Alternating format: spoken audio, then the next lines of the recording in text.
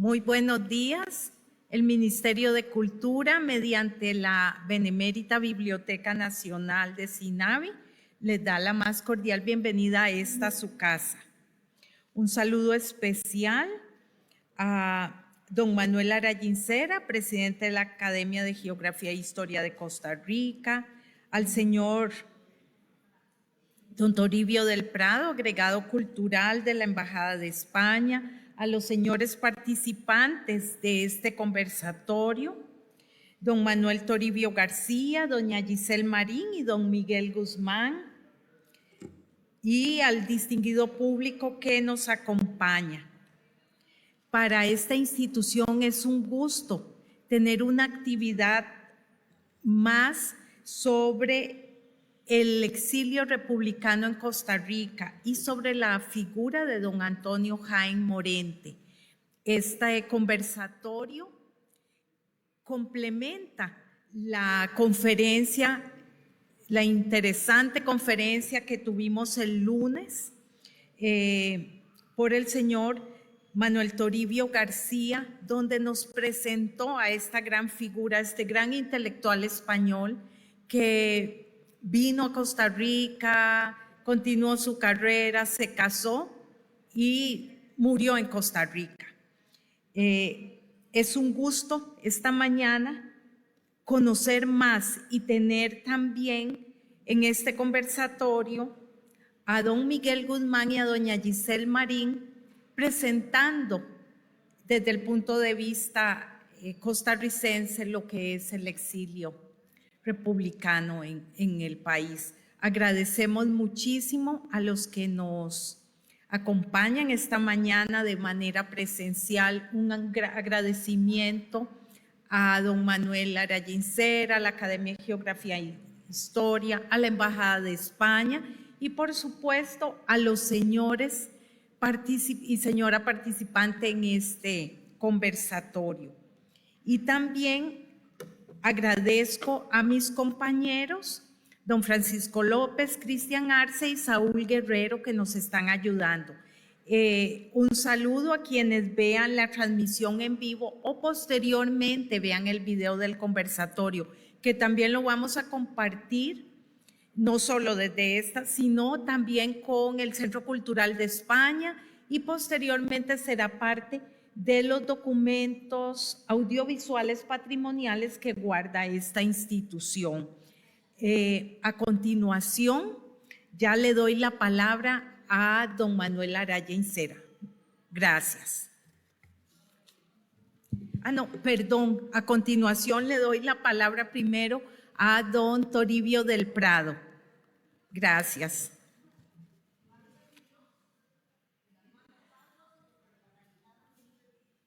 Bueno, muchas gracias a todos por asistir a este conversatorio, que es la continuación de la conferencia magistral que nos dio don Manuel Toribio, el pasado lunes. Yo, en nombre de la Embajada y del Embajador de España, quisiera agradecer a estos dos grandes pilares de la colaboración, de la cooperación cultural entre España y Costa Rica, que son la Biblioteca Nacional, doña Laura, y también a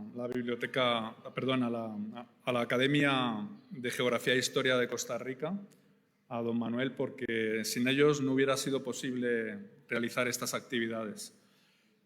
No quiero quitar mucho tiempo de este conversatorio, pero sí que para mí ha sido un verdadero honor poder llevar a cabo este proyecto, fruto de una casualidad, que fue la lectura del libro de La historia de Córdoba de Antonio Jaime Morente, que me embrujó. Dije, no, ¿quién es este señor? Antonio Jaime Morente. Y en Internet, suerte que vivimos hoy en esta época de las tecnologías, pues vi que había estado exiliado y que sus últimos años del exilio los pasó aquí en Costa Rica. Y entonces me puse a mover hilos y al final di con don Manuel Toribio y bueno, pues gracias al destino y a que nos hemos movido los dos también, ¿verdad? Pues estamos aquí y espero, y así se lo digo a don Manuel, que esto sea el inicio de una gran aventura por América, como la que fue, como el que fue el periplo de don Antonio Jaén Morente. Vamos a hablar en este conversatorio de unos años muy, muy complicados, procelosos, de la Guerra Civil, de la Segunda Guerra Mundial, luego del inicio de la Guerra Fría, y cómo fueron variando las posiciones de España, de Costa Rica, y cómo todo eso afectó directamente a todos los exiliados, ¿no? que salieron de España, ¿no? También se les llama trasterrados, ¿no? Salieron de España y vinieron aquí a tierra hermana, como es América, en este caso Costa Rica. Así que bueno, espero que disfruten y que aprendan mucho, porque a los que nos gusta la historia sabemos que es un aprendizaje continuo, y eso es lo que nos mantiene siempre enganchados, ¿no? Por así decirlo, a esta ficción, que es la historia, que es, como decían los latinos, los antiguos latinos, maestra de la vida, magister vitae. Así que, bueno, muchísimas gracias a todos y no me extiendo más.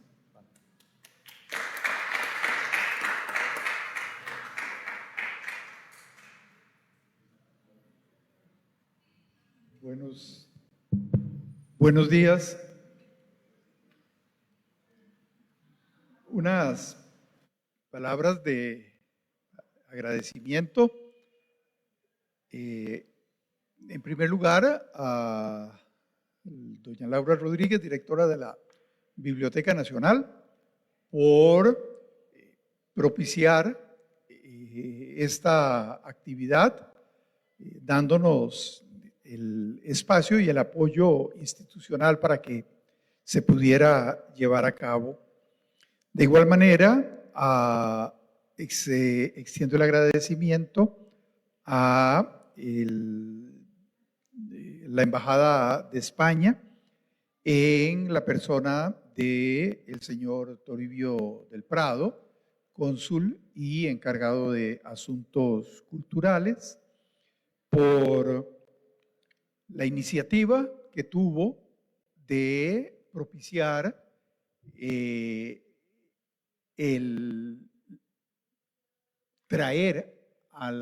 despertar la memoria en el medio costarricense sobre este tema y este personaje que ha sido uno de los motivadores de este tema, Antonio Jaén Morente.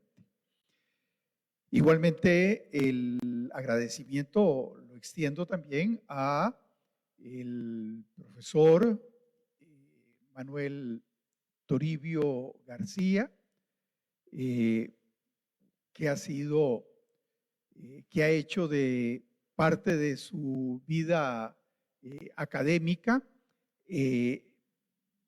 motivo de interés y de investigación centrado en la figura de don Antonio Jaén Morente, y quien, con una ya sustantiva obra publicada sobre este personaje que nos motiva, ha accedido a venir desde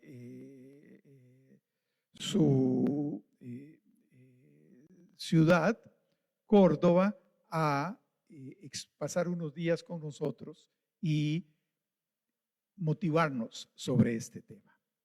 Agradecimiento también a los colegas historiadores costarricenses, doña Giselle Marín Araya y don Miguel Guzmán Stein, quienes son de los pocos historiadores en nuestro medio que, dentro de sus diferentes temas de interés, han incluido la investigación sobre temas relacionados con la presencia de migración española en Costa Rica, especialmente migración española de finales del siglo XIX o de la segunda mitad del siglo XIX al presente y además interesados en temas relacionados con la Guerra Civil Española y su impacto en Costa Rica. Uno puede sorprenderse por el hecho de que este tema, la Guerra Civil Española y su impacto en Costa Rica, en general no parece despertar en los investigadores de historia de nuestros días mayor interés. No obstante, tratarse de un proceso que tuvo un enorme impacto, más allá del evidente gran efecto que tuvo en la vida política, social, cultural, emocional de la sociedad española, sino también en otras latitudes. Otras latitudes que incluyen Costa Rica, pero no solo Costa Rica. Obviamente nos centramos en esta ocasión en la experiencia en Costa Rica. De aquí que esta curiosidad que señala don Toribio de haberse interesado en el tema de uno de los tantos exiliados republicanos que llegaron a Costa Rica, haya llegado a crear esta motivación en el medio para, por decirlo así, despertar una posibilidad de que este tema de investigación pueda ser continuado. La Guerra Civil Española tiene gran impacto en Costa Rica. Es uno de esos acontecimientos que en la sociedad costarricense de la segunda mitad de los años 30 impactó profundamente en el medio político, en el medio intelectual, y podemos identificar distintas razones para eso.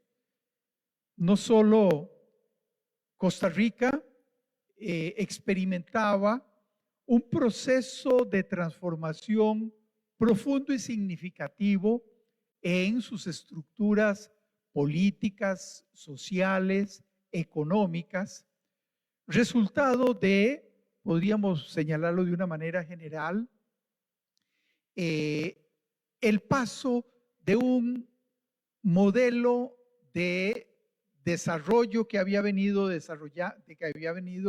implementándose desde el siglo XIX con la formación de la República, la consolidación de lo que en la historia costarricense se llamó el modelo liberal y la presencia de los grupos políticos e ideológicos liberales en el país, que además impactan la vida económica, una economía entonces basada en la exportación fundamentalmente del café, a transformaciones que en las primeras décadas del siglo XX van incorporando nuevos actores sociales en la vida nacional, actores sociales que tienen su impacto en la política. Para simplificarlo de alguna manera, lo que podríamos decir, grupos urbanos o muy particularmente grupos de clase media.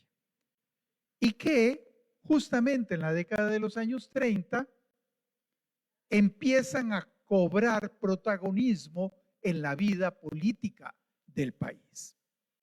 A esto se puede agregar la circunstancia de que la década de los años 30 se vive en Costa Rica con los efectos, no diré catastróficos, pero casi llegando a eso, del impacto de la depresión económica. Una economía como la que había traído el país en aquel modelo liberal exportando café, con una depresión económica producto de la crisis de 1929, hace que la economía costarricense sufra un descalabro significativo. Eso para señalar de manera general apenas pequeños rasgos de ese escenario en el que se va a vivir en nuestro país los efectos de la guerra que se empieza a desarrollar en España. Guerra que igualmente, simplificándola de una manera esquemática, significa confrontación de distintas fuerzas políticas e ideológicas. Y la confrontación se va a vivir entre democracia y autoritarismo, entre liberalismo y fascismo, que empieza a aparecer como fuerza político-ideológica con una presencia de enorme envergadura en naciones europeas como Italia, como Alemania, y justamente apareciendo como una de las facciones protagónicas de las vivencias en España. A esto podrían sumarse también otro tipo de actores. La Iglesia, o por lo menos la vida religiosa, que es vista o que es, en fin, que es vista como uno más de los factores en la conflictividad, tanto en España, e igualmente esto hace que en Costa Rica también los grupos religiosos sean protagonistas y participantes, hagan eco de aquel conflicto que se vive en España. De aquí que, además, agrego como un elemento muy importante, la colonia española o de descendientes de migrantes españoles en Costa Rica en la década de los años 30 tiene una fuerte presencia en nuestro medio, una fuerte presencia en el ámbito económico, en el ámbito cultural, de manera que la guerra civil en España impactará a la colonia española en nuestro medio, y casi que como un reflejo de la vivencia de la confrontación en España, se producirá en el medio costarricense confrontación en las distintas facciones antagónicas que surgen en la colonia española. Tenemos entonces el escenario de por qué la guerra civil española tiene tanto efecto en nuestro medio. Y esto es para lo que hemos invitado a nuestros ponentes en esta ocasión, una breve referencia a las calidades de cada uno de ellos. Primero, el doctor Manuel Toribio García, licenciado en Historia del Arte por la Universidad de Granada, ha sido profesor de historia en varios institutos de educación secundaria, autor de 5 libros y numerosos artículos sobre la vida y trayectoria de Antonio Jaén Morente, así como publicaciones sobre el patrimonio artístico y cultural de diversas ciudades de Andalucía, Puerto de Santa María, Sanlúcar de Barrameda y Córdoba, y otros proyectos de estudio y divulgación de patrimonio cultural. Es miembro correspondiente de la Real Academia de Ciencias, Bellas Artes y Nobles Artes de Córdoba. No voy a, omito mencionar algunos de los títulos publicados por el doctor Toribio García. La doctora Giselle Marín Araya es historiadora, docente e investigadora de la Universidad de Costa Rica, con doctorado y maestría académica en esta misma especialidad. Ha dictado cursos en historia económica, historia de las instituciones y seminarios sobre temas culturales, identidades nacionales y medio ambiente. Con la ayuda de una beca para americanistas otorgada por la Embajada de España, pudo realizar esta investigación en varios archivos y bibliotecas de España. Como producto de su trabajo, se han publicado artículos en revistas y libros en Galicia, México, Buenos Aires y Costa Rica. A su vez, se han presentado varias exposiciones fotográficas, tanto en España como en Costa Rica, y se realizó un documental sobre la migración gallega a Costa Rica con la colaboración del licenciado Adolfo Veiga Sixto y el apoyo de la Universidad de Costa Rica. Otros temas de interés de la doctora Marín se relacionan principalmente con historia de Panamá, los estudios coloniales sobre poblaciones indígenas, las migraciones, revisiones teóricas sobre estudios regionales, la teoría de enclave y la teoría de la dependencia. La investigadora es también una de las personas fundadoras del LAR galego, así se pronuncia, del LAR galego en Costa Rica. El doctor Miguel Guzmán Stein, historiador, profesor catedrático en la Escuela de Estudios Generales de la Universidad de Costa Rica, obtuvo el grado de doctor en Filosofía y Letras con especialidad en Historia y Geografía en la Universidad de Zaragoza. Está vinculado a investigaciones históricas, especialmente sobre masonería, Estado, Iglesia y asociacionismo. Es miembro del Centro de Estudios Históricos de la Masonería Española de la Universidad de Zaragoza. Algunos temas en los que ha trabajado: masonería, Iglesia Católica y Estado en Costa Rica en siglo XIX, lapidaria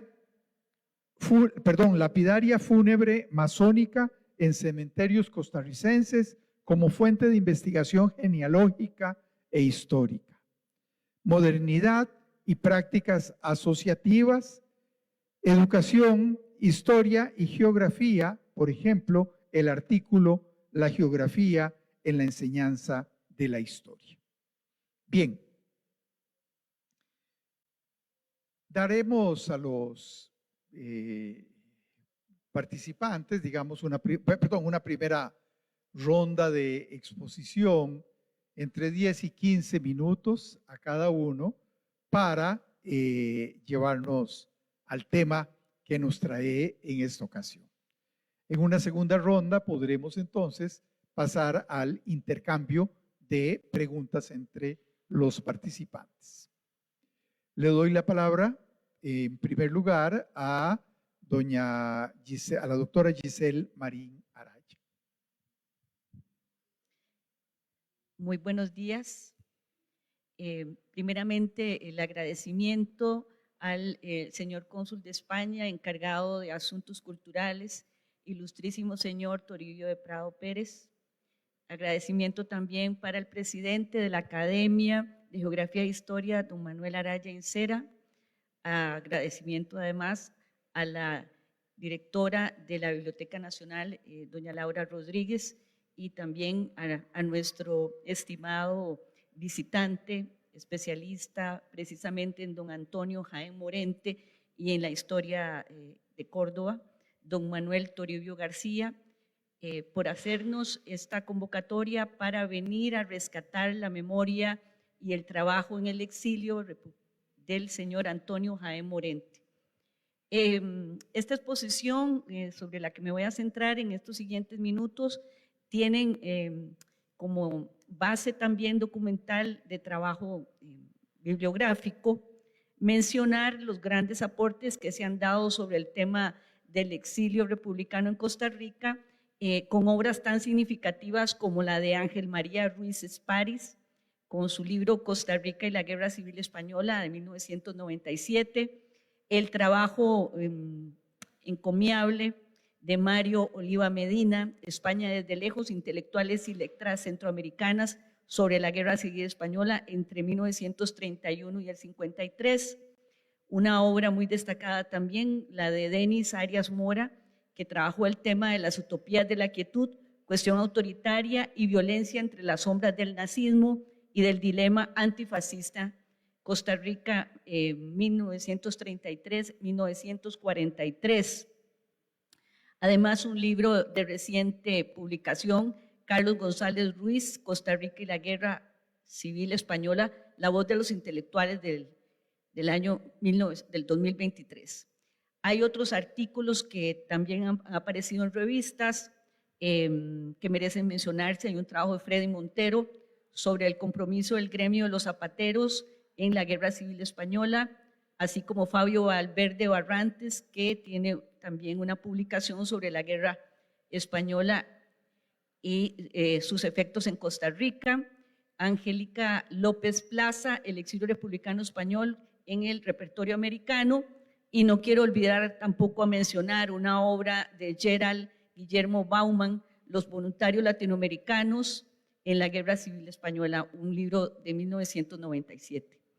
Bueno, con esta información y luego además de otras revisiones de documentos, periódicos y otros aportes que han ido llegando en los últimos días y a veces hasta en las últimas horas, debo iniciar mi exposición mencionando que mi presentación sobre todo se enmarca principalmente en las décadas del inicio y desarrollo de la Guerra Civil, y luego también voy a incluir como parte de la exposición algunos importantes exiliados españoles en Costa Rica, de los cuales algunos no conocíamos. Algunos de estos nombres incluso han sido sugeridos por nuestro invitado a través de sus revisiones de cartas de don Antonio Jaime Morente. Se han podido identificar algunos de estos exiliados republicanos a los cuales hoy daremos al menos mención. Muy bien, hecho entonces estos preámbulos, vamos a decir lo siguiente. La Guerra Civil Española en Costa Rica, como bien lo señaló don Manuel Araya Isera, va a presentar distintas posiciones. Claramente hay posiciones favorables al bando republicano y por supuesto posiciones favorables a Franco. Y en este sentido he recuperado a través de estas imágenes algunas de esas posiciones. Por ejemplo, señalar que desde la perspectiva de la Iglesia Católica Costarricense, esta guerra civil española fue una guerra santa, una guerra que se emprendió directamente desde las iglesias, pero también desde la política propiamente. Había una unión de principios ideales entre la Iglesia Católica y luego también con el franquismo, que en personas como por ejemplo con Ramón Juinosa en Salvador, lo podemos observar a través de su participación en homilías, en distintas romerías que se le realizaron. Don Ramón Junoy Salvador Español fue uno de los que fundaron uno de los periódicos más importantes en Costa Rica con la perspectiva religiosa, el periódico El Lábaro, que aparece ahí indicado. A su vez, en la década de los años 20 y 30 va a estar presente otro periódico importante con la visión del catolicismo, el periódico La Época, que trae innumerables publicaciones en este sentido. Y por supuesto, en este periodo tenemos el presidente don León Cortés Castro, un presidente de una ideología conservadora, anticomunista, autoritarista, admirador de Hitler y Mussolini, que dentro de su ejercicio de su cargo a nivel internacional mostró una posición neutral en el ámbito de la guerra civil, pero al interior del país vamos a ver ahí otro tipo de situación, porque ahí sí se mostró favorable a la causa franquista. Para inicio, por ejemplo, de los años 40, el ministro de Relaciones Exteriores de Costa Rica se va a oponer a recibir refugiados republicanos. Ya había finalizado la guerra. Asimismo, durante el ejercicio de su mandato, aplicó la famosa Ley Gurdián, una ley que se conoció como la Ley Mordaza, que había sido aprobada en el año 1934 por don Ricardo Jiménez, una ley que se le aplicó duramente, sobre todo a los grupos republicanos que estaban muy bien representados en aquellas agrupaciones del Partido Comunista, luego Bloque de Obreros y Campesinos y después llamado Vanguardia Popular, así como también a otro grupo importante de intelectuales que ahora mostraré algunos de ellos. Por su parte, a nivel del Congreso costarricense tampoco había neutralidad. Existía un apoyo minoritario hacia la causa republicana y favorecían más bien mayormente a la causa franquista. Por ejemplo, se señala el caso de un diputado comunista, Efraín Jiménez Guerrero, que fue encarcelado por participar en una actividad a favor de la causa republicana. Eso está reseñado en algunos de los textos que hemos consultado. Siguiendo un poco adelante, porque al inicio pues esto más bien es una provocación para que luego podamos hacer otros comentarios sobre esta época de la guerra civil en Costa Rica, tenemos la posición de la colonia española. Esa colonia española muy bien representada por la Sociedad Española de Beneficencia, fundada en el año 1866, que era, y todavía lo es, uno de los espacios que concentra la sociabilidad y el apoyo mutuo de distintos inmigrantes que llegaron a Costa Rica. Durante el periodo de la Guerra Civil ya tenía subsedes en varias provincias y claramente podemos observar también que en algún momento de la guerra se fue manifestando muy claramente a favor del franquismo, lo que ocasionó dentro de la colonia que estaba ahí agrupada fuertes confrontaciones. Asimismo, habían otras entidades españolas en el periodo, el Instituto Hispánico de Costa Rica y la Cámara Oficial del Comercio. Incluso se puede señalar sobre estas situaciones de confrontaciones cómo la Cámara, al darle la adhesión a los nacionalistas, va a recibir el retiro de la subvención para su funcionamiento por parte del gobierno republicano. Además, ya durante la guerra se van a producir gran cantidad de renuncias de socios republicanos que no estaban pues de acuerdo con la línea política que se estaba mostrando en la Casa España o Sociedad Española, que ya para el año alrededor de 1936 se consideraba que la representación republicana era apenas de un 20%. Los distintos enfrentamientos también se van a producir a nivel diplomático, ¿verdad? A nivel de los representantes diplomáticos vamos a tener eso muy fuerte mostrado en el año 1938 y los distintos bandos organizaron múltiples actividades en Costa Rica como colectas, programas radiales, partidos de fútbol, romerías, actividades en teatros y por supuesto todo esto ocasionaba que los costarricenses miraran con gran expectación la prensa porque constantemente salían referencias sobre estos enfrentamientos. Y aquí tenemos, por ejemplo, algunas de los medios de prensa que claramente eran prorepublicanos. Por supuesto, El Trabajo, un diario representante del pensamiento del Partido Comunista Costarricense, que dedicó muchísimos de sus ejemplares a este tema, y por supuesto también el periódico La Prensa Libre de los hermanos Borracé, que tuvieron una cobertura extraordinaria siguiendo paso a paso todo el transcurrir de la guerra y además formaron parte también de los grupos activos pro-republicanos. Muchos intelectuales costarricenses y también algunos españoles, aquí voy a señalar a alguno de ellos, estuvieron presentes en la prensa y en las discusiones sobre la cuestión de la guerra civil. Doña Luisa González, Carmen Lira, María Isabel Carvajal, ese es su nombre real, el escritor Sáenz Elizondo, don Tomás Povedano, inmigrante español muy importante por su desarrollo de la pintura en Costa Rica, por supuesto don Manuel Mora Valverde, que fue uno de los fundadores del Partido Comunista Costarricense, don Joaquín García Monge, que fue de los fundadores y creadores del repertorio americano, una extraordinaria revista que dio visión al todo el pensamiento latinoamericano y por supuesto con cientos de publicaciones sobre los temas de España y de la guerra civil que van a estar presentes durante todo este periodo. Voy a referirme apenas, porque el tiempo es muy escaso, sobre algunos de estos elementos, digamos, con los cuales esta intelectualidad apoyó la causa pro-republicana. Y en este sentido, quisiera referirme a algunos casos tal vez más puntuales, porque sin lugar a dudas, aquí precisamente el historiador que le señalaba hace un momento, Ángel, nos publicó esta lista del manifiesto de intelectuales y profesionales y obreros que va a ser publicado en el año 1936, una publicación donde hay una lista ahí bien detallada de todos estos profesionales intelectuales costarricenses que estaban apoyando a la República, así como también vamos a ver cómo grupos de sindicatos articulados cercanos al Partido Comunista van a hacerse presentes. El gremio de los zapateros fue uno de los más notables.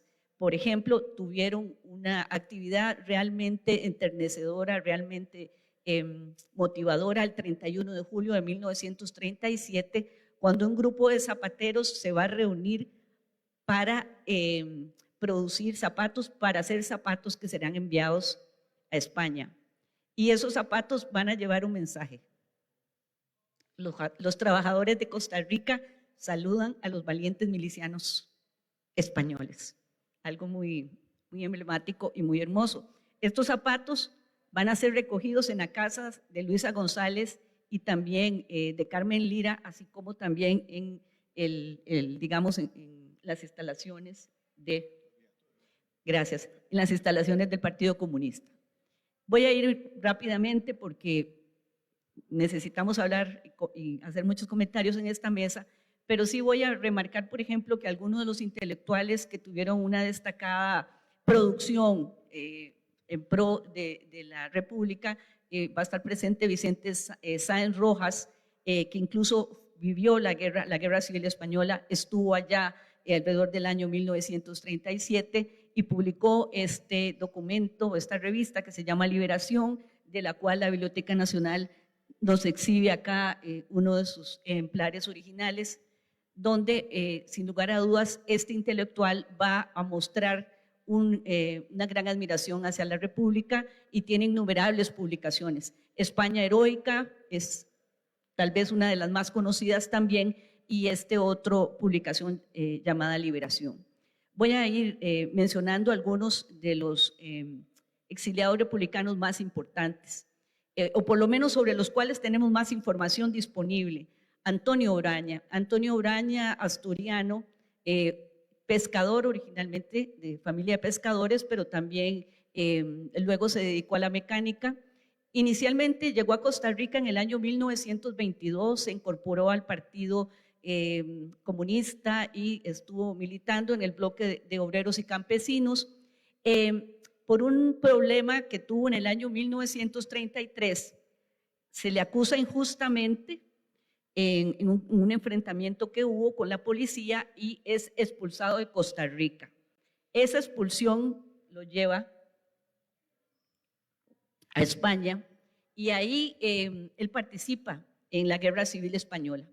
Su participación va a quedar también referida en otro documento, en un librito que Carlos Luis Fallas escribió a través de unas entrevistas que le hizo Antonio Obraña, donde se tituló este trabajo Cuenta Braña, y en él menciona, por ejemplo, que estuvo participando en la Guerra Civil, que estuvo en campos de concentración de Argelès-sur-Mer en el año 39, junto con otros también refugiados republicanos.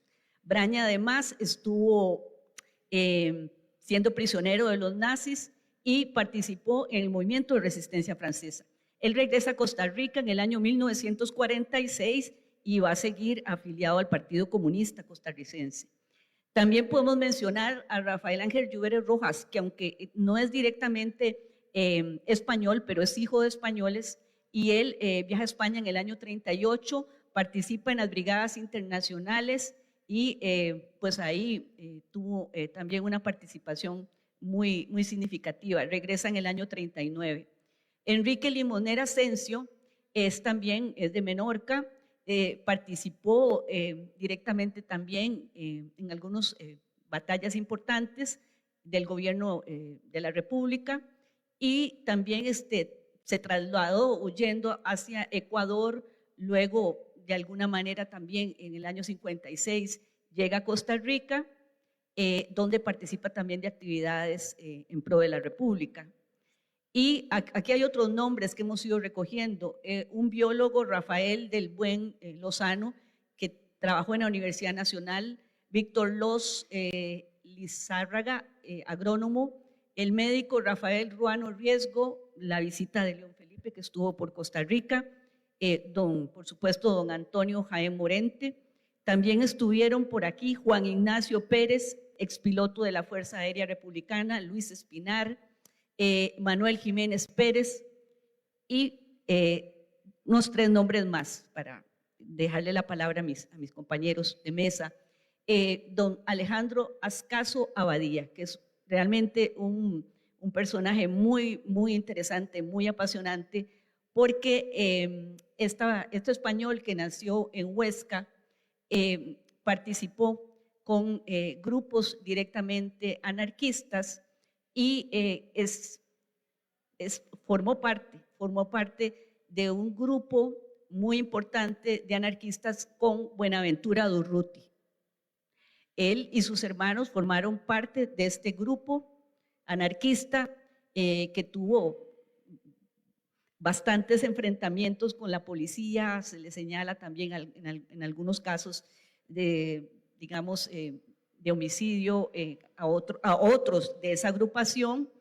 Este grupo de hermanos junto con Durruti se vienen a América Latina, pasan por varios países y en el Uruguay don Alejandro Ascaso Abadía consigue una nueva identidad. Su nuevo nombre va a ser el de un español que había fallecido, adopta el nombre de Manuel Formoso Peña en Costa Rica. Así fue como se le conoció durante toda su vida en Costa Rica y aquí desarrolló un trabajo extraordinario en la prensa, dirigiendo el periódico La Tribuna y el periódico La Nación, 2 de los medios más importantes de aquellos años.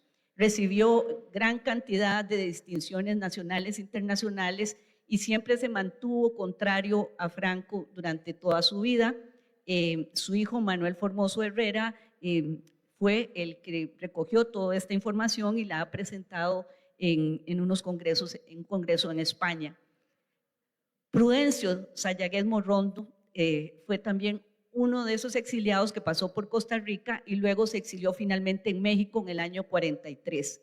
Él fue secretario del Comité Ejecutivo de la Unión Federal de Estudiantes Hispanos y también secretario particular del director general del Instituto de Reforma Agraria, posiciones muy distinguidas. Aquí en Costa Rica dio varias conferencias en el Instituto de Cultura Hispánica. Luego tenemos a don Ricardo Álvarez Palleja, que llegó a Costa Rica en el año 44, procedente de México.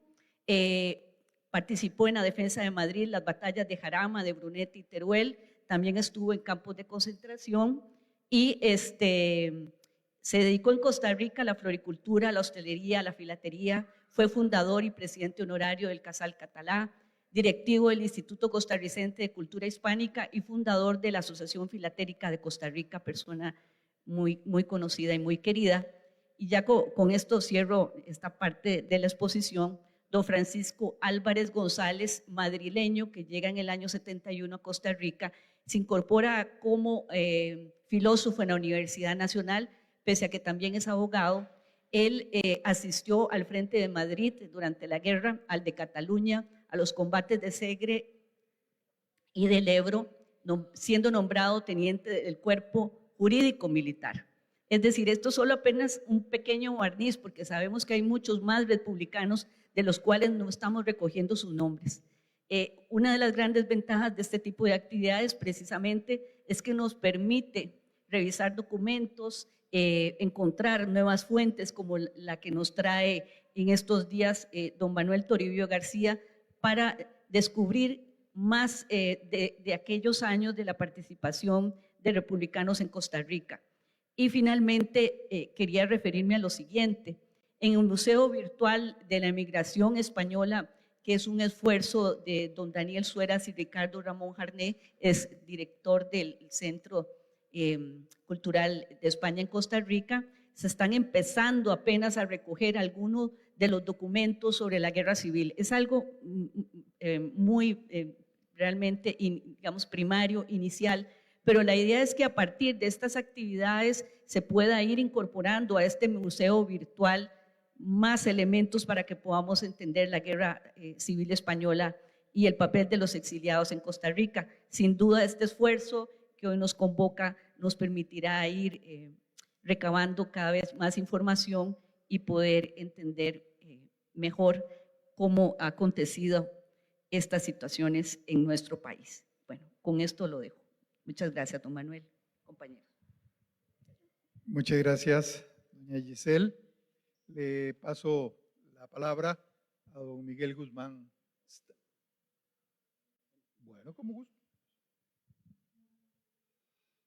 España, que te perdimos, no nos pierdas. Así comienza un bello y triste verso de Pedro Garfias, el poeta cordobés, cuando ya en el barco camino de México ve en lontananza las costas de España. El exilio que se iniciaba para los republicanos españoles suponía un drama, era un empezar de nuevo, era una ruptura con todo lo que había sido su vida anterior. Pero era también una esperanza de sobrevivir, de iniciar una nueva vida. Esa esperanza tuvo suerte en algunos casos porque hubo países como México que desde un primer momento con el presidente Cárdenas acogieron muy positivamente la llegada de estos republicanos españoles. Otros, un poquito más adelante, como fue el caso de Guatemala, cuando en 1945 triunfa la Junta Revolucionaria, también va a asumir ese papel. Pero el hecho es que, aunque se concentraron la gran parte del exilio republicano español en México, se dispersaron por todo el continente americano. Y además también muchos exiliados pasaron a Francia. Estos son los que lo tuvieron peor, porque el gobierno francés no lo recibió muy bien. Los tuvo en unos campos de concentración, en unas condiciones infrahumanas, por ejemplo el de Saint-Cyprien-Plage, que eran unas alambradas, la arena y el mar.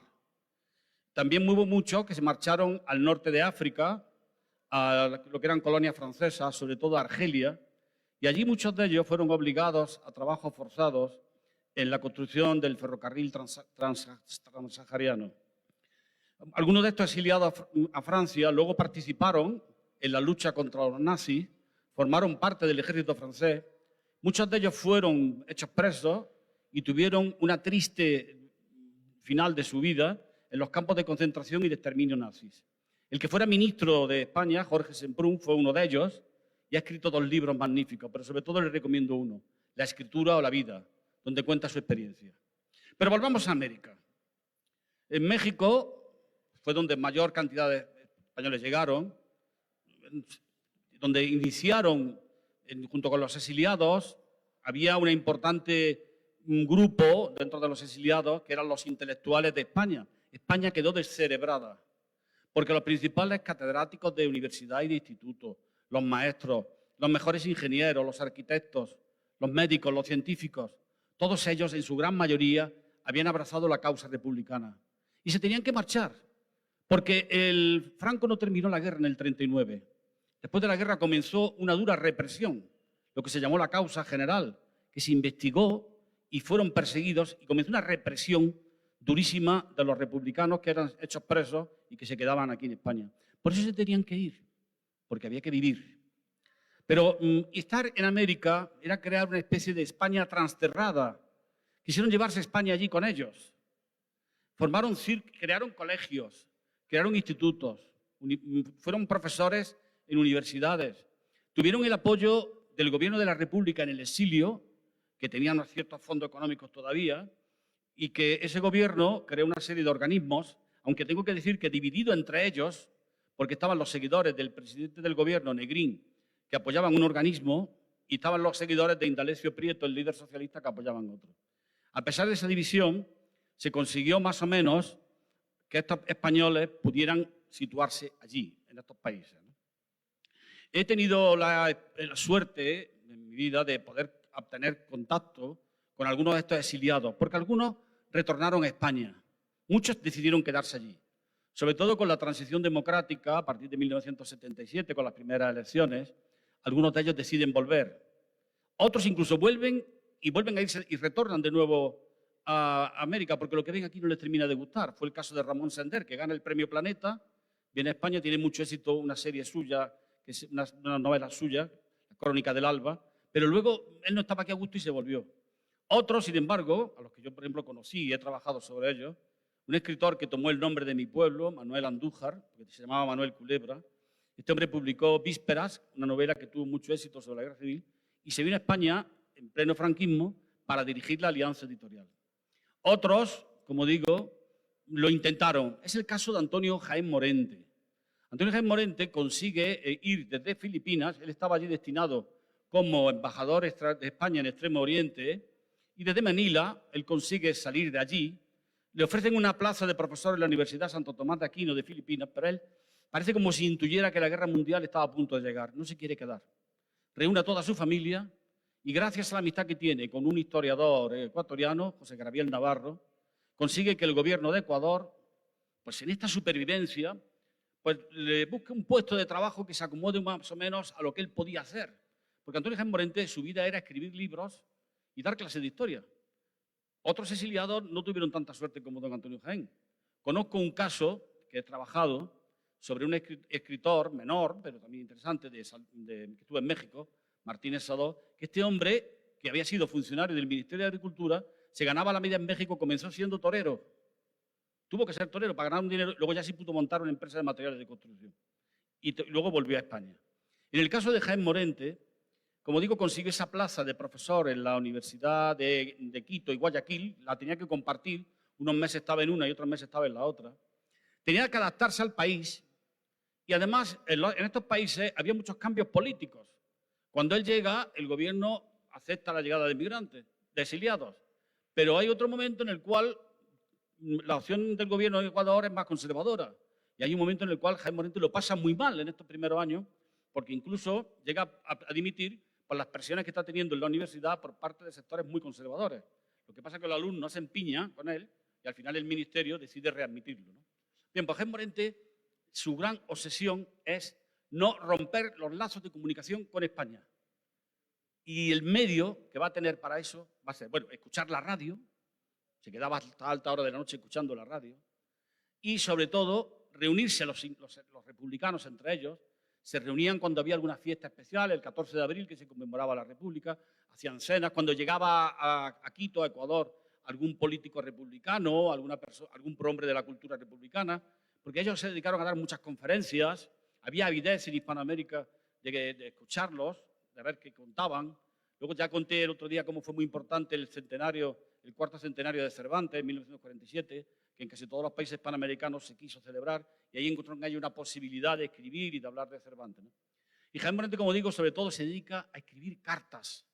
Él vive con sus hijas y con su mujer, Carmen Domingo, pero la mujer no se adapta bien y decide volver a España. Él no podía volver porque él tenía una pena de 20 años del Tribunal de Represión de la Masonería y el Comunismo. Y si volvía, eso es lo que le esperaba. Su mujer sí vuelve. Y luego una de las hijas se casa con un miembro de la Embajada Americana y se marcha a seguir el periplo diplomático de su marido. Se queda solo con la otra hija, con la cual, por lo visto, no se llevaba nada bien. Bueno, pues, ¿qué hace él? ¿Cómo no rompe ese vínculo con España? Las cartas. Es un escritor compulsivo de cartas. Las escribe 4, 5, 6, 7, 8 al día. A Córdoba, sobre todo, a su ciudad, a sus hermanos, a sus amigos, a sus compañeros profesores, porque él había sido profesor en el instituto, a otros conocidos. También recibir cartas. Me lo imagino yendo todos los días al buzón a recogerlas y además lo expresa en otras cartas que escribe. Hoy no he tenido carta tuya, lo recrimina a sus corresponsales. No me escribes desde hace tanto tiempo, necesito que me contestes, ¿qué pasa? ¿Qué te he hecho? Adopta un tono beligerante porque es que necesita primero escribir esas cartas y que esas cartas le lleguen a él también. Él acuñó una frase que puede definir muy bien lo que son los exiliados. Él dice, el vencido es un muerto que anda. Yo me lo imagino en la soledad de la noche quiteña, en el frío de la noche quiteña, junto al fuego del hogar, cuando crepita la leña, ¿no? Y él soñando con volver a su Córdoba, a los patios de Córdoba, a esos jardines, a esas fuentes, y no podía ser. Entonces, en esa etapa de Ecuador se termina en 1944 y hay que sobrevivir. Sobrevivir es la máxima de los exiliados. Y entonces va a aceptar dar conferencias, un peregrinaje cultural por toda América, desde Canadá hasta Chile, no dejando solo Brasil. Es el único sitio donde no impartió su conferencia. ¿Y de qué va a hablar él? Pues de España, de historia de España, pero poco a poco él también se va a ir adaptando a la nueva realidad, sabe que no puede volver y se va a hacer un especialista en arte hispano-colonial. Se va a convertir en un consumado historiador del arte hispano-colonial. Y va a conseguir, en uno de esos periodos en que el gobierno de Ecuador le es favorable, que pueda ir de un sitio a otro con ayuda del gobierno de Ecuador y también con otras ayudas que él busca. Por eso ya conté el otro día como en 1943 viene aquí y es cuando conoce a María Cristina Goycochea. En 1948 vuelve a Costa Rica y en 1953 su mujer muere en España. Él se encuentra con que por fin le conceden, parece que su condena queda como en suspensión, el gobierno español le concede un pasaporte y la posibilidad de venir a España y además le reconoce una pensión por sus años de catedrático. No lo que él esperaba, pero por lo menos una pensión. Entonces, en ese año, 1953, al sentirse libre, él decide casarse con el amor de su vida, con María Cristina Goycochea. Y llega aquí a Costa Rica por amor. Aquí no puede dar clase porque ya tiene 74 años. Él confiaba mucho en que el presidente Figueres, hay aquí una carta de las que tenemos, que le escribe al presidente Figueres diciéndole que quiere crear aquí, en Costa Rica, algo parecido a lo que hay en Quito, la Casa de la Cultura Quiteña. Y en otra carta se queja que la guerra chiquita de 1955 da al traste con ese proyecto que él tenía, porque parece que el gobierno se ocupa más de resolver el problema político y bélico que tiene que atender estas ideas que son muy bonitas de crear aquí una casa de la cultura costarricense, ¿no? Entonces, como digo, él aquí en Costa Rica no estudia Costa Rica, quizás por la enfermedad que tiene, le falta ya un ojo, la diabetes cada vez más avanzada, problemas respiratorios. Tan solo conocemos 1 o 2 artículos que he escrito sobre Costa Rica. Pero sí es cierto que a través del Instituto de Costarricense de Cultura Hispánica, de la Cátedra Menéndez Pidal, se le crea para él y organiza ciclos de conferencias. Se convierte en un embajador de la cultura española. En el fondo, los exiliados son embajadores de la cultura española, del republicanismo español. Y entonces Jaén Morente es cuando ya se asienta aquí. Siempre pensando en volver a Córdoba. Incluso un poquito antes de morir se lo decía a su mujer. Y están a punto de conseguirlo porque en 1963 el gobierno de Costa Rica nombra agregada cultural en España a María Cristina Goycochea y le concede una beca para trabajar sobre Costa Rica en el Archivo de Indias. Pero la salud de don Antonio ha empeorado mucho, ha tenido que ver la erupción del volcán Irazú, que expande la ceniza por toda la ciudad, él tiene problemas respiratorios muy serios, es un fumador empedernido, no deja el tabaco, la última foto que tenemos de él está con un cigarrillo en las manos. Entonces todo eso hace que su mala salud impida ese viaje. Entonces él murió aquí y murió como republicano, pero no rechazando la posibilidad de un diálogo, de un encuentro, porque ellos son conscientes de que después de que Franco fue reconocido ya, sobre todo a partir de 1953, cuando se llega a firmar el acuerdo con los norteamericanos, y Franco ya se consolida como el jefe de la dictadura española, ¿no?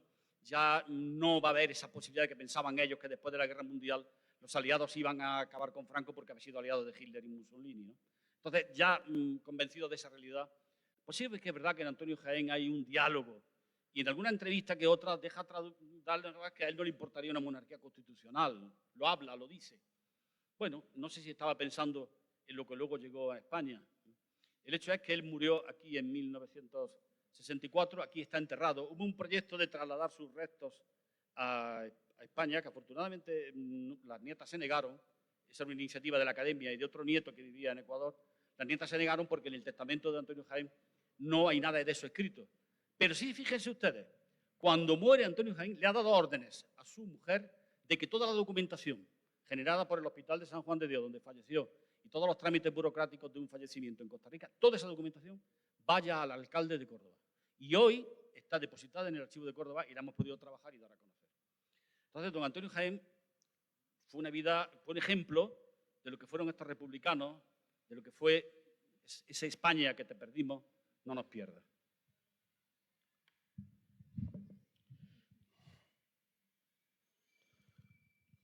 Bueno, de Jaén Morente ya le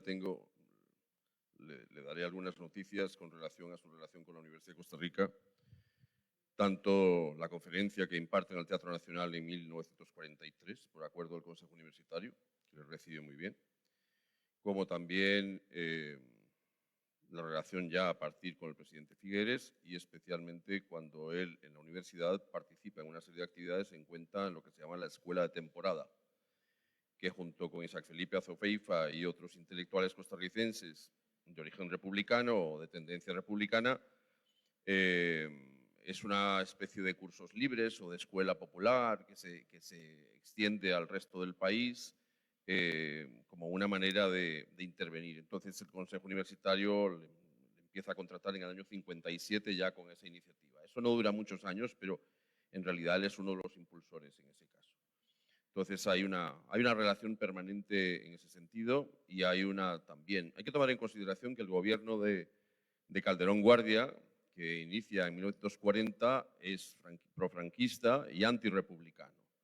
De hecho, aquí vino un barco de intelectuales españoles y de republicanos que venían de Francia y de otros lugares en el año 42 y fue rechazado por el gobierno. Y algunos de ellos llegaron a ser personas muy importantes de las universidades de México y de Argentina y otros países. Entonces hay un exilio que en los primeros años es recibido especialmente por el sector intelectual que está en la Universidad de Costa Rica, que abre sus puertas en 1941, y uno de esos también republicanos muy importantes en esa época, que vive en Argentina, pero anda itinerante por todo el continente, es Luis Jiménez de Azúa. Jiménez de Azúa viene a Costa Rica en los años 40, hace un viaje privado y en 1947 el Consejo Universitario le otorga a iniciativa de la Facultad de Derecho y de Fernando Baudrit, que en ese momento ya es el rector, había sido decano y ha propiciado mucho los estudios con Jiménez de Azúa, le concede el doctorado honoris causa de la universidad.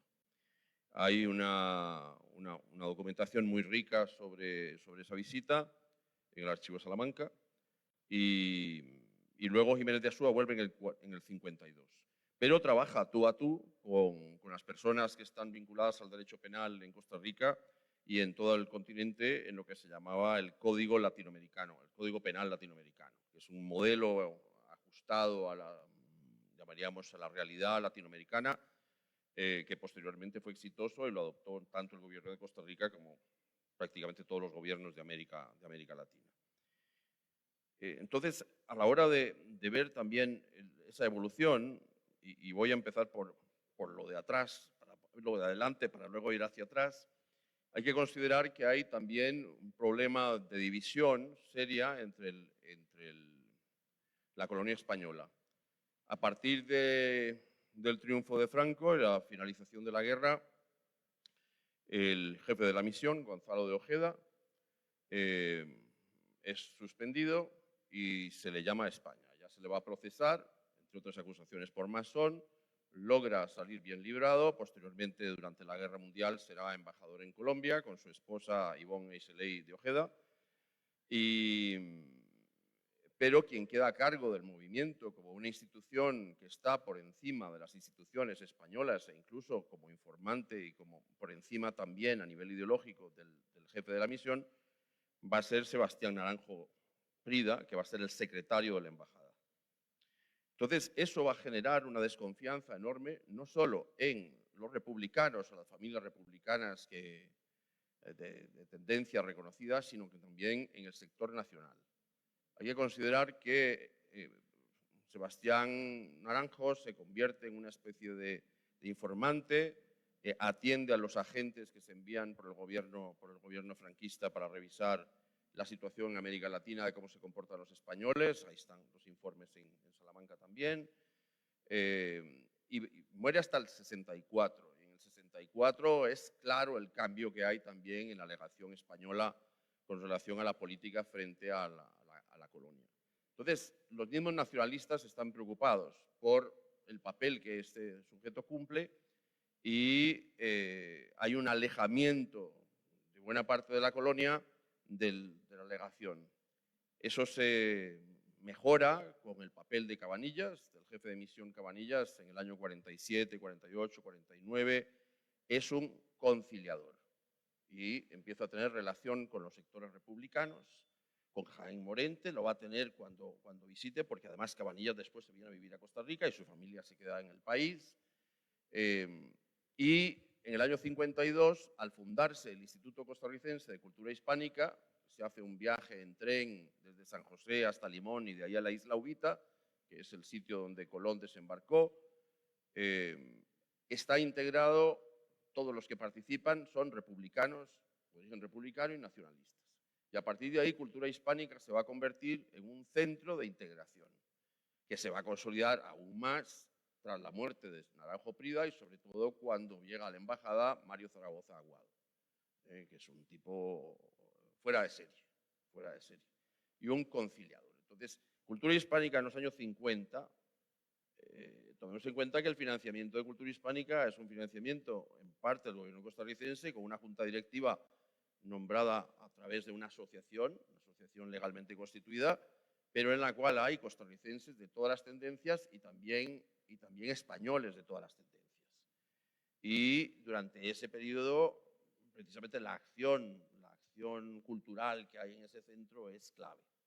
La fundación de la Cátedra Menéndez Pidal, por ejemplo, es esencial. En el local antiguo, en una de las columnas, estaba una placa con esa, pero en la otra columna del salón principal hay también una cátedra que se llamaba Antonio Jaén Morente, que es un acuerdo del año 64, precisamente para programas culturales.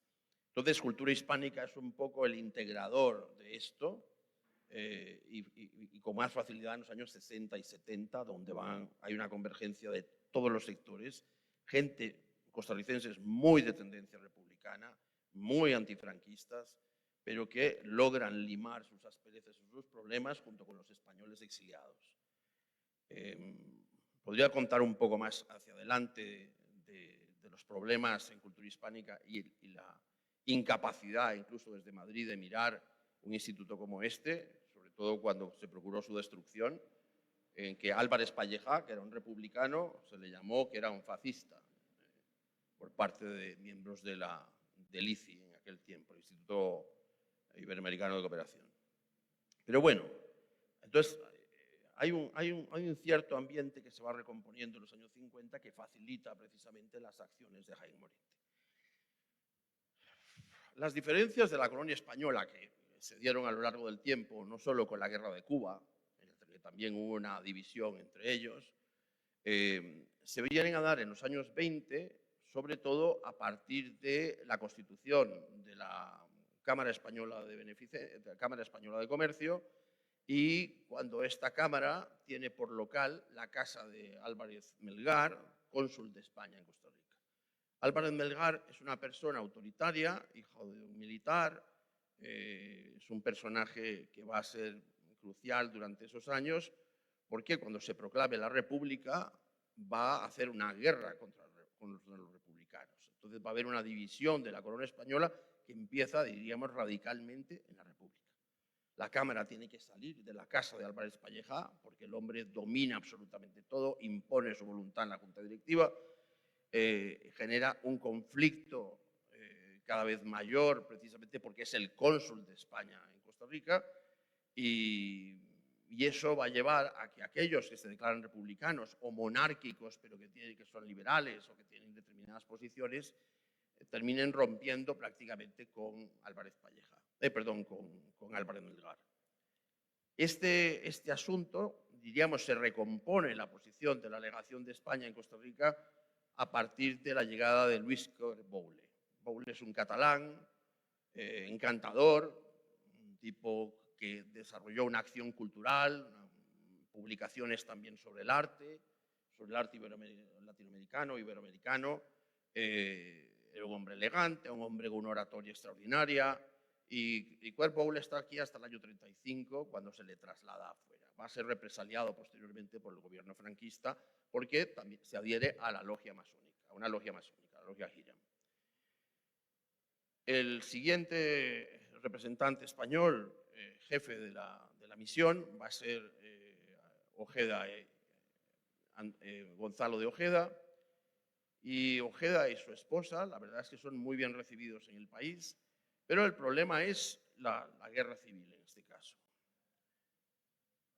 Como les dijera, en ese momento hay una serie de personajes que, digamos, disputan un poco el liderazgo dentro de la colonia española. Si hasta los años 20 el principal personaje que dominaba la escena era Gaspar Ortuño, a partir más o menos del año 33-34 surge una figura que se llama Emiliano Castro, que es un gallego de La Coruña, un hombre también elegante, está aquí desde el año 98, junto con su hermano Urcesino, están muy bien integrados en la sociedad, tienen diversos comercios, agricultura, etc. Pero Emiliano Castro pasa a ser el presidente de la Cámara Española de Comercio y a su vez es gran maestro de la Gran Logia de Costa Rica. Consideramos también que hay una logia, la logia Hiram, en la cual están integrados personajes muy importantes de la colonia española, como por ejemplo Álvarez Melgar, el cónsul, pero también Tomás Oleiguel, que pertenece a una familia radicalmente republicana. Eso, una de las características que tiene Emiliano Castro es que es un componedor, es un conciliador. Y en buena medida la gente le aprecia por esas características. Cuando estalla la guerra, Gonzalo de Ojeda, el representante o jefe de la misión de España en Costa Rica, tarda 2 meses en decidirse por el bando que va a seguir hasta que se decanta por el franquismo, pero hay también una disputa por la legación diplomática. O sea, el gobierno de Cortés, como mencionó Giselle Marín, tiene una posición neutral, pero a pesar de eso favorece más al grupo nacionalista. Sin embargo, el gobierno de Cortés termina reconociendo que el gobierno legalmente o legítimamente constituido es el gobierno republicano. Y en consecuencia, como Gonzalo de Ojeda se ha decantado por el gobierno nacional o el gobierno franquista, tiene que abandonar la legación. César Nieto, que es el representante de la República, pasa a ocupar la legación. Hay un relato de la esposa de Gonzalo de Ojeda muy divertido sobre ese proceso que no lo voy a mencionar. Pero lo que quiero decir es que también hay un enfrentamiento muy serio porque cuando se da la orden por Salamanca de que el movimiento nacional y quien es el jefe del movimiento nacional tiene una autoridad superior a Gonzalo de Ojeda no reconoce esa autoridad y se refugia un poco en esa colonia española que respalda el nacionalismo. ¿Qué sucede en ese caso? Pues que también Emiliano Castro y otros constituyen un frente que, aunque son nacionalistas, no quieren estar sometidos al movimiento y constituyen un comité patriótico español. Ese comité patriótico español va a ser una organización que va a apoyar decididamente, de palabra y de dinero y con otras acciones, va a apoyar al gobierno franquista o al gobierno nacional. Pero lo que sí es claro es que ellos no van a reconocer el movimiento nacional ni algunas de las políticas franquistas en ese momento. No permiten que el asunto religioso se discuta y no permiten que el asunto masónico se discuta al interno del comité patriótico. Eso son aspectos, además, que es que la mayoría de ellos estaba metido en la masonería, lo cual era... Conocemos muy bien las políticas de Franco frente a la masonería, el discurso de la masonería, y cuando en algún momento alguien toca el tema, inmediatamente es silenciado. O sea, se considera que el movimiento nacional no debe traspasarla, no debe llegar a puntos de violencia o de segregación de aquellos, por ejemplo, que en España están siendo condenados o están siendo eliminados por su pertenencia a determinado sector. No importa si son nacionales o son republicanos, que son excluidos. Emiliano Castro se reelige en el año 36, como 35-36 es el gran maestro, pero el conflicto que se presenta con Álvarez Melgar, que en ese momento es el presidente de la Casa de España, le lleva a la renuncia y automáticamente se elige a Emiliano Castro. Y diríamos que la Casa España se convierte, la Sociedad Española de Beneficencia, se convierte en lo que llamaríamos la base sustantiva, junto con el Comité Patriótico Español, para apoyar al Gobierno nacional, pero con las condiciones que he mencionado.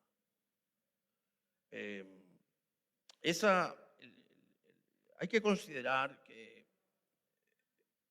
la violencia es constantemente una preocupación del Comité Patriótico Español, pero también hay una prensa que está constantemente, los periódicos que se editan por el comité y otras revistas, que están constantemente reproduciendo reportajes sobre la visión franquista de lo que debe ser España. Esa visión no es inventada por Franco tampoco, porque eso viene desde el tiempo de Primo de Rivera. Lo que se hace es que se asume y se reproduce durante todo ese periodo. Por lo tanto, ya ellos conocen buena parte de eso. Consideremos que el movimiento ha sido patrocinado ya desde el año 34-35, el apoyo a Primo de Rivera. Desde el año 34-35 el movimiento está constituido en Costa Rica. O sea, ya hay un grupo con Sebastián Naranjo Prida y Álvarez Melgar al frente que marchan por las calles, que sacan a sus hijos a marchar por las calles con la camisa azul. O sea, es una cosa que la sociedad costarricense ya conoce. Los enfrentamientos que luego se van a dar en las calles, especialmente en la Avenida Central, entre republicanos y españoles, son consecuencia también no solo de una fuerza por la intervención de miembros de la colonia, sino que hay costarricenses que se dan de trompadas, se dan de golpes en la Avenida Central, precisamente discutiendo sobre el asunto español. Entonces, lo que busca el movimiento de Emiliano Castro es tratar de bajar la tensión al máximo, y algunos aspectos, como lo que llamábamos religiosos, a pesar de que se publican documentos artículos religiosos de apoyo al gobierno nacional, en este caso ese grupo mantiene el tema religioso en muy bajo perfil. En realidad es claro cómo hay una gran organización del movimiento nacional en Costa Rica y hay una pésima organización del movimiento republicano. Eso lo podemos ver también en lo sucedido en México en esa época y los problemas de comunicación tan extensos que existían, por ejemplo, tan importantes, problemas de comunicación con México, donde estaban los representantes. O sea, la República crea una especie de triangulación entre Valencia, México y Costa Rica, pero también con los demás países. Y los delegados que vienen a Costa Rica no logran una acción tan importante como la del gobierno nacional. Entonces, esa fragilidad que tiene lo que llamaríamos la base de operaciones en América Latina, que es México, que desde ahí baja hasta Argentina y baja a los demás lugares, que no permite tomar iniciativa, pues va generando un desgaste rápido. Ya para el año 38 prácticamente hay un pesimismo en las filas republicanas sobre lo que está ocurriendo en España.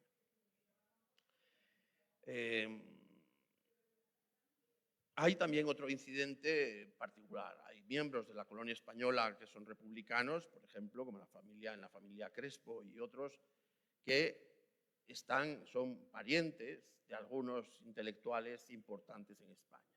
Y se planea que para el año 37 vengan a Costa Rica, 37-38, vengan a Costa Rica y se queden aquí por lo menos hasta que termine la guerra, y si no, al exilio, Salinas, Alberti y Juan Ramón Jiménez. Esos intentos se disparan, se pierden cuando Federico Enjuto Ferrán, que es el instructor de la causa contra José Antonio Primo de Rivera en Alicante, es identificado por el Movimiento Nacional y por el Gobierno Nacional también como el fiscal acusador y culpable o el juez que condenó a José Antonio Primo de Rivera. Federico Enjuto va a Valencia, de Valencia sale a Francia, después de la muerte de José Antonio, claro. De Francia llega a Costa Rica y se hospeda en un hotel. Y en ese hotel, ante la precariedad también de un republicano, de pastor, en ese hotel el hombre está en tal precariedad que parte de su patrimonio que ha traído, que son unas pinturas de su casa, las pone a la venta con un anuncio en el periódico. Eso lleva a que algunos españoles visiten a Enjuto, que conozcan las pinturas, pero logren identificarlo. Y a partir de ahí se consulta a Cuba y se consulta también a España. Y empieza una persecución. Se le acusa de que está vendiendo las pinturas del Museo del Prado, las que la República se decía que había robado del Museo del Prado, y se inicia una persecución por la prensa a nivel internacional contra Federico Enjuto como el asesino de José Antonio Primo de Rivera. Enjuto tiene que largarse de aquí hacia Estados Unidos, se queda ya una temporada y pasa a Puerto Rico, que es también donde va a llegar Juan Ramón Jiménez. A partir de ahí se rompió la posibilidad de que esos intelectuales estén aquí. Además de lo que pueda pasar a nivel de gobierno, hay que considerar también que en el Congreso de la República existe una posición, especialmente quien ocupa la presidencia, Calderón Guardia, una posición profranquista. Y desde ahí hay un núcleo de expansión con la prensa constante de llamado para que estas personas no se exilien en Costa Rica. O sea, cada vez que llega alguno de ellos, se inicia un proceso de persecución de ese calibre como el de Federico Enjuto Ferrán, que la verdad es que fue muy tenso. El final de la guerra es una... Vamos a ver, el final de la guerra lleva a que algunos de los nacionalistas que apoyaron el movimiento se disgusten. Digamos, hay una división, el caso, por ejemplo, de Anastasio Herrero, que es un personaje curioso, es un hombre de muchísimo dinero, de una familia española, originaria de Soria, que pretende estar envuelto en el movimiento y pretende también quebrar lo que llamaríamos la organización que tiene en este caso el grupo de Emiliano Castro. Termina peleándose con Gonzalo de Ojeda, se pelea también con Emiliano Castro, o sea, prácticamente con toda la colonia española, y en el 38 se marcha a España. Eso lleva a que Gonzalo de Ojeda le acuse de masón y al llegar a España le detengan. Muere poco después, por supuesto. Pero es un movimiento que también está fracturado por algunos sectores, como los que mencioné, los que apoyan el movimiento, no se integran precisamente a ese movimiento mayoritario de la colonia que apoya a Franco. Pero después de eso, el nombramiento de Sebastián Naranjo Prida como jefe del movimiento en Costa Rica, secretario de la embajada, lleva a que en la colonia española mucha gente no participe en actividades durante los años 40, nacionalistas y republicanos, porque temen cualquier represalia que tenga por ciertas actividades, y en cuenta las masónicas. Voy a poner un caso. Emiliano Castro, que es una persona muy querida, siendo gran maestro de la Gran Logia y siendo una persona muy respetada en la colonia española, digamos, se le encomienda conciliar a dos personas que están enfrentadas. En este caso es Álvarez Melgar y Tomás Oleiguel. Hay un enfrentamiento en la logia, se insultan fuera de la logia y se retan. Ese reto lleva a que se reten a duelo y se fija más o menos la fecha. Se le solicita a Emiliano Castro que él, por el peso que tiene en la colonia española, intervenga y trate de evitar el duelo. ¿Qué pasa? Que Álvarez Melgar, más o menos a las 3 de la mañana del día que se iba a hacer el enfrentamiento, del duelo, se suicida en su casa, se pega un tiro en la cabeza, poniéndose la almohada encima, y es el cónsul de España. Pero además de eso es una persona, por muchos, muy odiada, porque además tenía ciertas actividades que provocaban, vinculadas a la usura, que provocaban también el odio de sectores de la colonia española, y por supuesto que esto genera una desazón dentro de la colonia y la divide mucho más. Se le cobra a Emiliano Castro también el no haber podido conciliar a estas dos personas, y él, después de la guerra, entra en una especie de desencanto, visita un par de veces España, en el 42, en el 46, y decide en el 48 irse a residir a La Coruña. Es un hombre que ha invertido también mucho dinero a favor del gobierno de Franco, tanto en la guerra como después, que lo apoya en las múltiples colectas que se hacen. Y en el año 48, como todo ciudadano, tenía la obligación de llegar a la policía y notificar su residencia. Y se opera un mecanismo que existe a partir de la ley de represión de la masonería y el comunismo, o del comunismo y la masonería, que es que inmediatamente que se reporte un residente, esa persona se traslada la boleta a la Gobernación, de ahí se pasa a la Secretaría de Información y de ahí va al archivo de Salamanca. Y en Salamanca, que es una dependencia del Ejército, hay lo que se llamaba el archivo secreto, donde están todos los inventarios de todos los comunistas o a los que se les endilga el comunismo. ¿Qué pasa? Ese mecanismo que existía entonces, que es al que le temen mucho español que vive en Costa Rica, recogió todos los nombres que existían en la documentación que tenían las logias masónicas. Pero no solamente mete en el fichero a los masones españoles, sino que mete a los masones extranjeros que sostienen correspondencia o que están en los anuarios de las logias latinoamericanas. Entonces, y Emiliano Castro tiene ficha. Emiliano Castro se le procesa en el 53 por el delito de masonería. Él no abjura nunca de la masonería. Se le pide primero una pena de 13 años, siendo un hombre pegado al movimiento nacional, pegado al gobierno franquista. Se pide una pena por el fiscal de 13 años, pero como no abjuró de la masonería, se le pasa a 20 años. Y en el año 58 se le impone 20 años y un día. Hay una intervención de una serie de personas como Gonzalo de Ojeda, como Cabanillas, como el gobierno de Costa Rica, otros que intervienen por él. Es un hombre de 80 años, cardiópata, muy enfermo, con una situación crítica, pero bueno, se le condena. Se le suaviza porque no se le va a embargar los bienes al final. Se deja como en